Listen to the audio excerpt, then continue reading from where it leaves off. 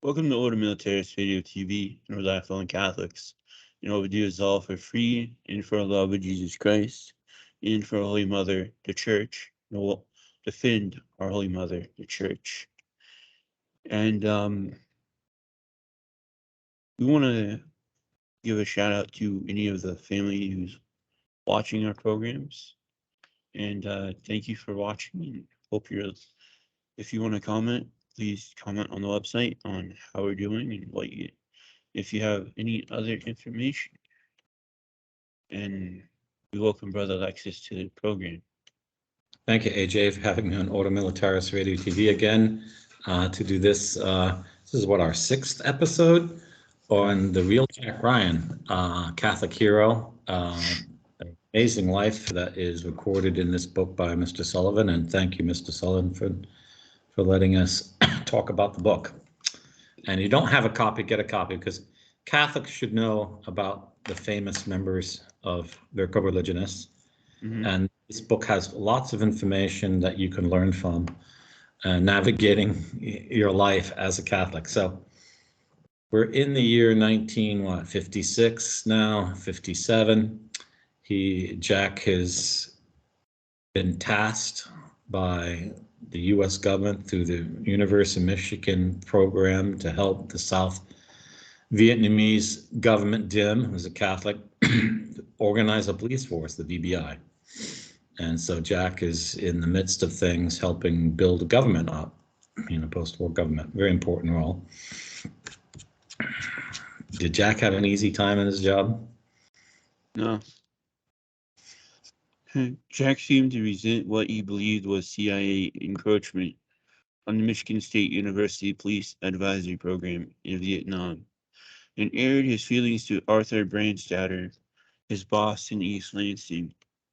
First of all, he had little enthusiasm for working with the CIA's George Boudreaux.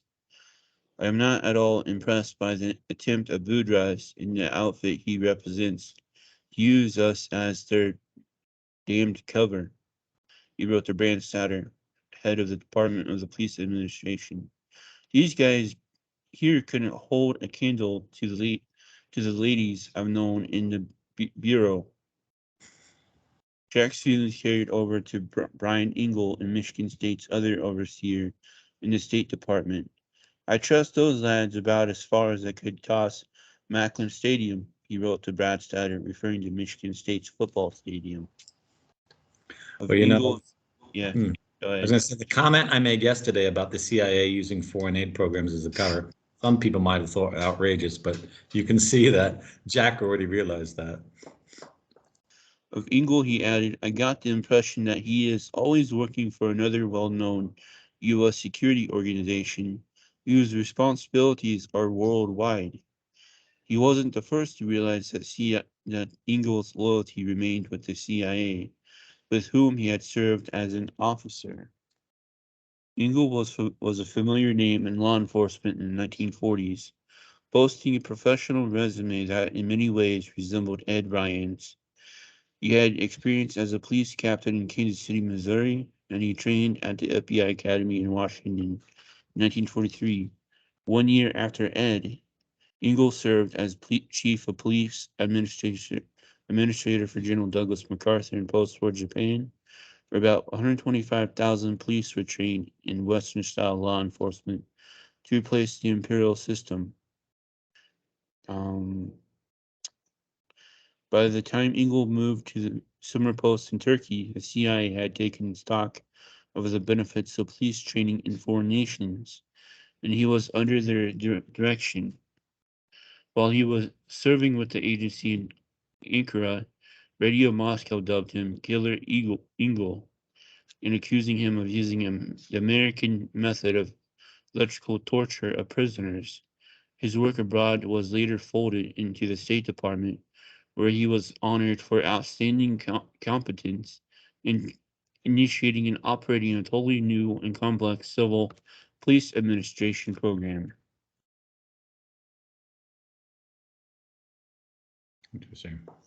So what are some of the branches that the CIA, or what is the CIA the only organization that opposed Jack's work to make the VBI professional, or was he getting flack from others? The U.S. Army, the U.S. military. Um,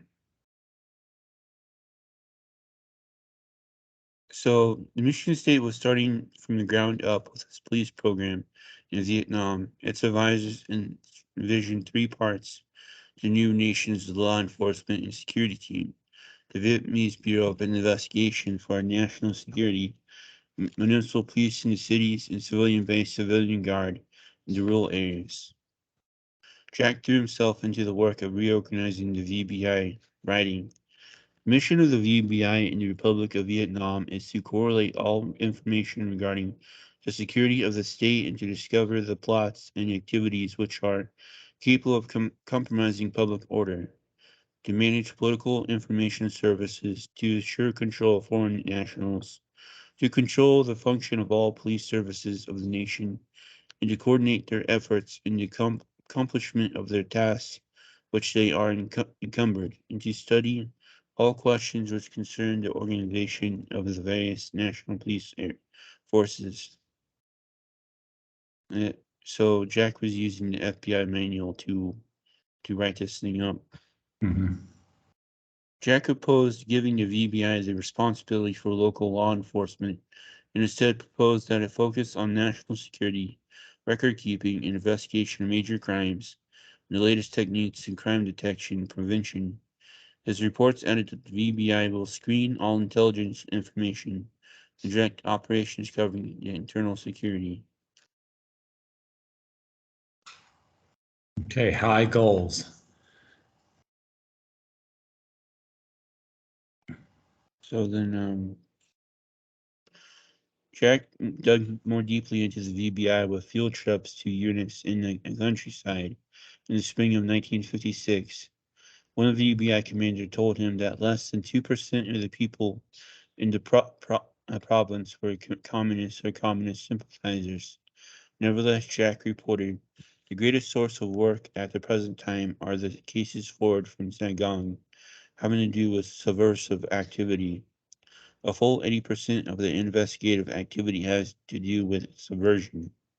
It was obvious that subversion included not only communist activity, but any activity not aligned with the Diem interests. So then, at the same time, Diem was using the VBI to crush his political opponents. He was dragging his feet on the Michigan State plan for a civilian-based civil guard that would gain the confidence of the people in rural areas. The idea was to remove the job from the military, which had a poor reputation outside the cities, the result of its past oppressive behavior and thievery. The police had the added advantage of being familiar local faces, while soldiers were drafted from all over the country. The Michigan State University suggested using Civil Guard for projects that would improve life in rural areas, generate support for the guardsmen, and one recommendation was helping to combat malaria, but the program later was used to register citizens for surveillance. Diem Mhm. told Michigan State Police Director Howard Hoyt that the Civil Guard included members from many religious sects and criminal organizations, along with infiltrators from the North. As such, he wanted top-down leadership from his own people in Saigon, with equipment supplied by the U.S. Military Assistance Advisory Group. Did you say Harold Holt? Howard Hoyt. Howard Hoyt. Okay. But the U.S. military turned up its nose at Michigan State's efforts, with one officer in Vietnam writing his disapproval that the Civil Guard was to be organized in police fashion rather than army, in number of men per company, and an inconsequential difference. For his part, Jack labeled the U.S. military mission in Saigon the Academy of Confusion. The Academy of Confusion. General J. Lawton Collins, special envoy to Vietnam, wanted all Vietnamese security forces rolled into one operation, then pared down to what he saw as the task at hand, counting an invasion for the North, not insurgency in the countryside. Edward Lansdale of the CIA shared part of the Michigan State vision for the Silver Guard with his assistant Gordon Jorgensen, encouraging the U.S. Embassy to see it as it means to protect the rural population from the Viet Cong while maintaining its independence from national leadership. But Lansdale had no interest in allowing Michigan State to handle the implementation. I listened to as these Michigan State staffers described the thoroughness of the program, he wrote years later. It would be months before there was any results from such efforts. We didn't have time. Okay, so here we see that there is a major conflict going on. Jack wants civilian organizations comparable to a modern democratic state. Diem, the head of the soon-to-be head of the Catholic government, in a rigged election, he was Catholic, but he was corrupt. Wanted everything under his control because he wanted a dictatorial, authoritarian government. And then the U.S. military, who didn't want things that the government didn't want, and wanted to emphasize more their projects being directly engaged in military activity. Mm, You can see here that Jack is in the minority. He's the one without power advocating a position. And at the same time, if they did what he asked, they probably South Vietnamese government wouldn't have fallen because it's exactly what the Viet Cong did. They worked on subversion in the Mekong Delta to bring down the government, and they worked on all the disaffection that Diem was creating by his anti-Buddhist policies. So the moral of the story is that if you're going to advocate true reform, you can really only advocate in as much as you have power or influence behind you. And if you don't, by advocating true reform, if your opponents are corrupt or if you naively think they're honest, you're going to be the target. And this is the eighth reason we're going to discuss in our final program why it looks like Jack was assassinated. yeah. Jack said the Civil Guard was being treated like a bastard at the family reunion by certain functionaries of the Vietnamese government. They still want a strong gendarmerie under army control, with no civilian rule police at all. Disagreements over all the confusing organizational plans could not mask Tim's designs for an army of the Republic of Vietnam to control everything. His brother Nigo Dien Nhu directed it and used its security forces to torture and execute people labeled as communists, many of whom were merely political opponents of the regime. Nhu's background was political rather than military, and his efforts with the army would never match his success in rigging his brother's 1955 referendum.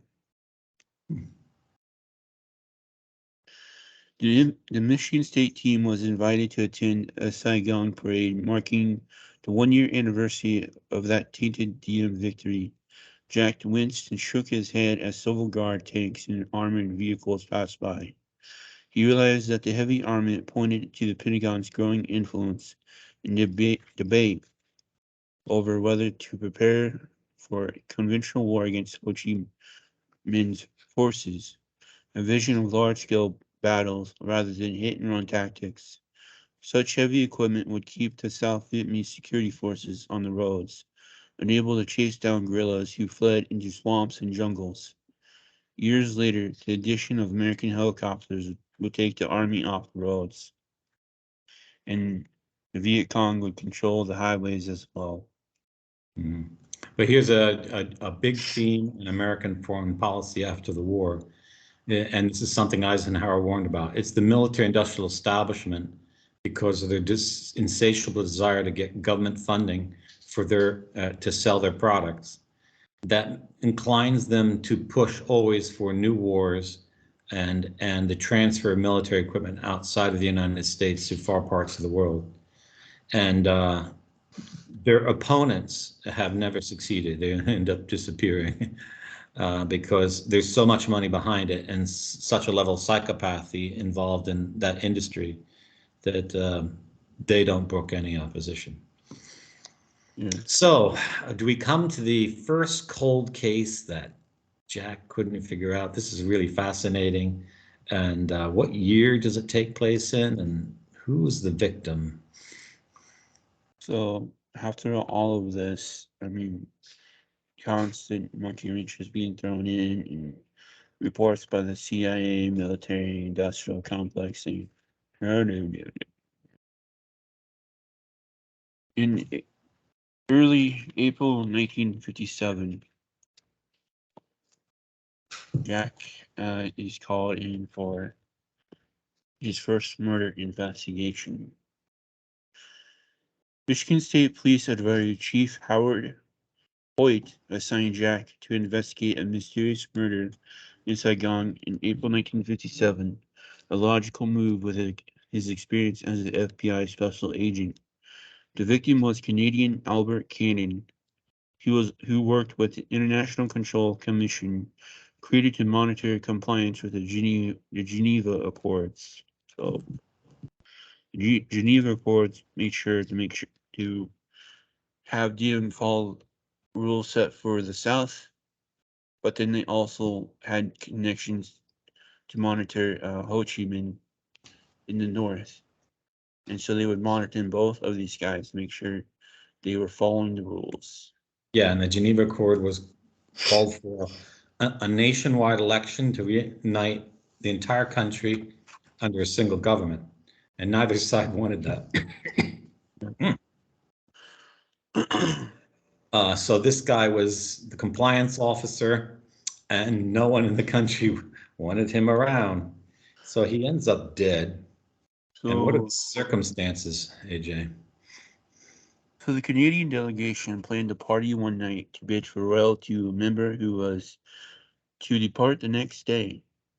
Cannon, a senior member of the team, left work early to go home and change clothes before heading out for an evening. He drove a black Citroen with no diplomatic markings and ordinary license plates, all designed to allow him to perform his job as a truce monitor without drawing attention, and arrived at about 7 at the Saigon's Continental Hotel. Its a bar was a favorite watering hole for foreign diplomats, journalists, and businessmen, and been featured prominently in author Graham Greene's novel, The Quiet American.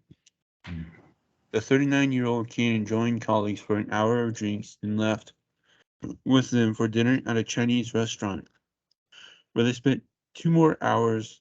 The group then split up, and he headed off with some colleagues to a nightclub, where he stayed until leaving alone shortly after midnight. He arrived back at his two-story villa about half an hour later, according to Indian neighbors who had hosted a farewell party that same night for the departing member of their own commission team. At 6:30 the next morning, the cleaning lady arrived at Cannon's villa and began her work downstairs, dumping an ashtray, picking up some wrappings from the bottle of Johnny Walker Red Label Scotch whiskey. A short time later, the servant arrived and began to prepare tea to serve at 7 o'clock. When it was ready, he climbed the stairs and entered the employer's bedroom, where he found Cannon's bloody body on the bed. The Vietnamese Bureau of Investigation agents were among the first to arrive at the scene, and sensing the gravity of the situation, passed word up to the chain of command until it eventually reached Diem. He ordered the Michigan State to be brought into the investigation, possibly in deference to the Michigan State team, but more likely to hope of having someone else take the blame for an unsatisfactory conclusion. While the case was a welcome break from work routine, Jack had personal matters on his mind. He and Janie were expecting a child in December, and she was miserable with nausea. And so, if you're a husband and you know your job right there. Yeah, especially if it's the first time. It's one of those. unfortunate feminine things that they suffer. He planned to send her back to her parents' home in France in the summer and then join her just before she was to give birth. In addition, he was at odds with Bonnie about his desire to bring Randy to Saigon.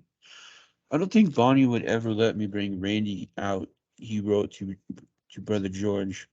I'm going to try, however. Jack arrived at Cannon's villa more than 2 hours after the body was found and was appalled. A small crowd was gathered out front, and civilians were moving in and out of the front door unimpeded.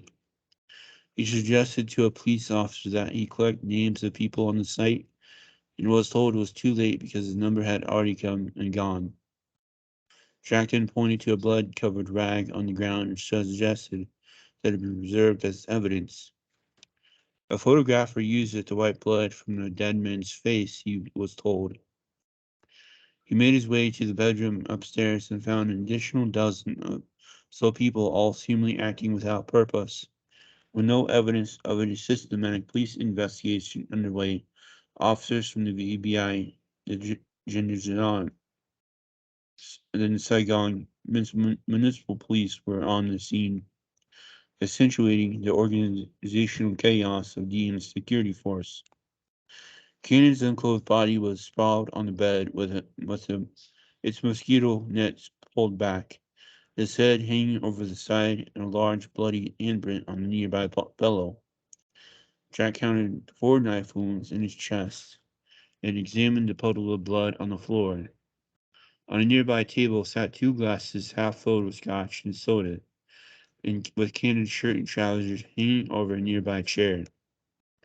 The bedside lamp was lit, although Jack couldn't be certain that the Vietnamese police hadn't turned it on.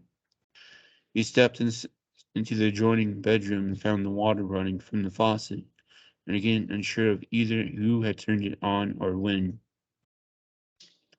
Jack retraced his steps to the doorway, hall, and stairway to check for more blood. He found none, but noticed much bloody fingerprints on the doorway. And on the bedroom floor was a piece of newspaper with several reddish lines, which he surmised had been used to wipe the murder weapon clean. The VBI officer in charge asked him to organize the investigation, and he wasted no time in ordering the scene cleared by the bystanders and non-essential police personnel. Okay, so this investigation was messed up from the beginning because the police didn't even react to it. And that's the first bit of evidence you would think that because they knew this guy was wanted dead by someone who's their superior, because otherwise they should act quickly. He's a foreigner after all. Mm. Calling Jack in, who had no experience in this thing, was almost guaranteed to see that it wouldn't be solved. And who called him in? Also, the Catholic president of Vietnam. So there's another point there. So, what does he do in this investigation? So a search for evidence began in the house and moved to the grounds.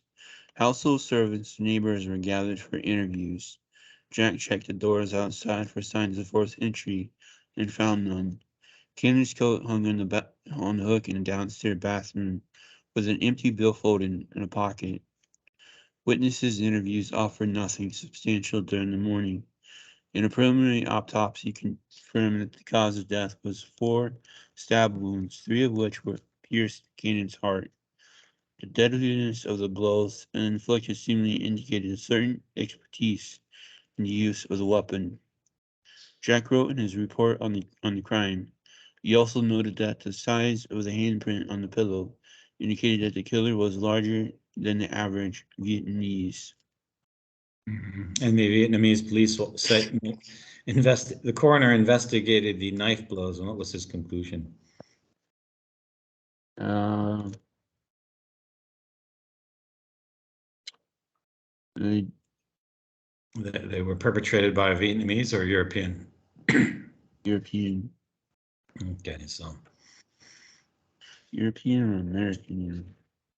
yeah, I mean, someone of European descent. So he is Canadian, member of the diplomatic corps. He's murdered at night. There's no signs of a struggle, so maybe he was already unconscious at the time. The fact that he was not wearing clothing is not unusual in the heat of the tropics. It's the only way you can possibly fall asleep if you're European. And who would have gotten into his apartment without forced entry? It's not like it's a woman's going to murder you. There weren't woman assassins back then. So is really suspicious. Albert Cannon is listed on the Canadian War Memorial as a civilian who died in the Vietnam War, and his affiliation to military is listed as miscellaneous, which is kind of strange. So many members of Saigon's diplomatic community attended the funeral of Cannon, including those from Communist Poland, with whom he had occasionally tangled in their work monitoring the Geneva Accord. The body of the Quebec native who flew for the Royal Canadian Air Force in World War II was shipped home after the observance. 3 weeks passed without any leads in the case, and speculation began to circulate through the expatriate community. A plethora of unfounded rumors have alleged that Cannon had become involved with a woman, had a dispute with his cook, or had become aware of some illegal activities on the part of the International Control Commission personnel. Jack wrote, "A personal motive is more generally accepted than any other, although the exact nature of it is not known. Political assassinations, terrorism, robbery, or the work of a maniac have not been ruled out." Canadian American reporters were unhappy with the Vietnamese government with the lack of information on the murder. With little to report, they moved on to other news. Up to that point, Cannon's murder was the highest profile attack on the foreign community in South Vietnam's capital. But it was not all isolated incident. Viet Cong bombings and assassinations have been prevalent in the countryside, where moving to the cities Michigan State's program apparently had drawn notice. Okay, but the death of Albert Cannon is a historic fact that shows that someone had the will and the ability to assassinate foreign diplomatic staff and get away with it and plan it so perfectly as not to be caught. And this is an expert assassination team. You just don't, average diplomat doesn't have these skills, nor does, a jealous lover or, a robber. Before we started the program, you uncovered that article about the CIA assassinations in Vietnam. Was it over 80,000? Yeah, so there's this operation called Operation Phoenix that begins 2 years after Jack's death, in which basically the CIA proposed to the South Vietnamese government to start a nationwide program of neutralizing Viet Cong agents, is a polite term, and it's heavily criticized of being an assassination program. 80,000 people were targeted, and the article, you can share it in the notes to this program, points out that they often killed the wrong person. So here's a level of psychopathy, and this goes back with what we said about the CIA and our many other programs here on Militaris Radio TV. Once Operation Paperclip begins and the OSS merges with the Nazi spy network, the whole culture of the American intelligence agencies changes, and they seem to be oblivious, or actually insensible to the fact that you shouldn't have psychopaths in that kind of agency, because generally speaking, in intelligence agencies, you give them permission to do things that aren't legal. But if you put psychopaths in that kind of work, you end up with mass murder. And so this is something that was regularly done in Nazi Germany. This is something that the Skull and Bones Lodge and Masonic lodges have always advocated. I mean, they brutally assassinated the president of Ecuador in like 1887 in cold blood, right after he came out of mass, because he was a Catholic. And they don't have any qualms about that. But the fact that this case is unsolved is a big statement of fact. But even though it was 8 years before Jack's death, Mm-hmm. it shows that someone had the will and the ability to do this kind of thing and get away with it. Yeah. Then while he's working on that and trying to wrap his brain to what's going on, things are getting kind of heated in East Lansing. What's going on in East Lansing? Back in East Lansing, Arthur Brandstatter also received word from CIA connections that the communists were using names of Michigan State personnel in their anti-American whisperings, campaigns, and leaflet propaganda. It seems that we have touched a sensitive chord, he wrote to Howard. By we, he also referring to the CIA unit operating with Michigan State's police program under the designation Special Division. The outfit, led by Raymond Babadino, okay, had grown to include 6 men who fanned out into the countryside, often posing as researchers in university fields such as anthropology, while gathering intelligence and providing support to the Vietnamese army and police. The Michigan State Advisory Group budget was growing along with the CIA's role. The contract with the U.S. government provided federal funding for much of its work, with additional money being funneled through special CIA conduits. An important contribution to these activities has been the Ford Foundation's recent 3-year grant to Michigan State's Office of International Programs. Program Chief Wesley Fishel noted in 1957 report, the Ford Foundation ties with the CIA were more than a rumor. A memo to CIA Director Walter Bedell Smith in 1951 suggested that the Ford grant be used in Southeast Asia to design intelligence programs of economic assistance, political reorganizations, and psychological warfare. Yeah, the Ford Foundation, we've mentioned that several times before. It was founded by Henry Ford, and he was a big supporter of Adolf Hitler. He was not Skull and Bones, but after his death, that foundation was taken over by Harriman, Brown Brothers Harriman Bank, and the Skull and Bones member, and was used for their purposes. Don't know exact date that takeover took place, but it's not surprising to see them involved. But it's interesting to note that once Michigan State starts kicking back about CIA control and insisting on civilian governance in Vietnam, and makes basically shows that they're not really on board with either the military's agenda or the CIA's agenda, that somehow the name of their personnel gets given to the Viet Cong. Isn't that isn't that interesting? And very interesting. So Um, yeah. Want to hear about the Rockefeller Foundation? Oh, are they involved too in this? Yeah. Okay. The Rockefeller Foundation reported provided similar assistance. The Michigan State table of organization listed the CIA's men as police administration specialists, with the previous employment noted as either an investigator or record specialist of the U.S. Department of the Army. Some of the Michigan State staffers suspected that specialists named William Jones and Daniel Smith were working under false names. Running a finger up this organizational chart from the Special Division in the CIA officers led directly to the Assistant Chief of the Michigan State's 30-person police administration program in Saigon. Jack Ryan, how much he supervised the CIA's work is unclear, but he had enough on his plate as it was. Time counts for nothing in this part of the world, Jack said in exasperation over the delays in his VBI reorganization. He expressed little confidence that Michigan State Program Chief Fishel would pursue the changes with Vietnam's president. I often feel that West is using the project as a vehicle to satisfy some personal goals of his own, such as attempting to establish a reputation as being the expert on Asian affairs. He said privately, his loyalty to Diem often clouds his thinking.